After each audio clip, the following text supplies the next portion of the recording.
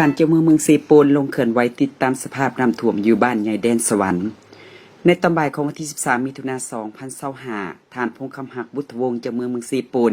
พร้อมด้วยคะแนนการเกี่ยวข้องของว่าการของการทรัพยากรธรรมชาติและสิ่งแวดล้อมเมือง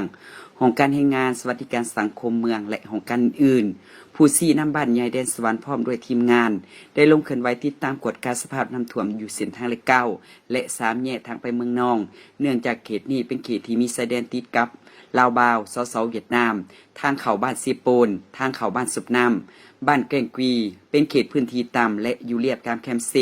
ประกอบกับมีฝนตกหลายวันติดต่อกันเฮ็ดให้ระดับน้ำเซบังเหียงเซโปนเซกอกน้ำห้วยน้ำน้องเพิ่มขึ้นอย่างไวว่าเฮ็ดให้มีน้ำท่วมขัวดินไห่ดินสวนดินนาสวนปลูกไม่อุตสาหกรรม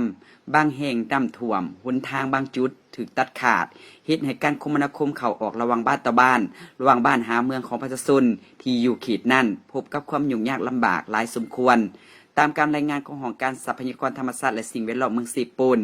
ว่าระดับน้ำเซบังเหียงในเวลา 13 โมงของวันที่ 13 เดือน 6 2025อยู่จุดวัดแทกบ้านสุบน้ำวัดแทกได้ 14.80 เมตรเขตเตือนภัย 16 เมตรเขตอันตราย 17 เมตรสถานการนำเมืองเซโปนจิงแจ้งให้ประชาชนที่อยู่อาศัยเลียดตามแคมเซเขตที่มีความเสี่ยงจาก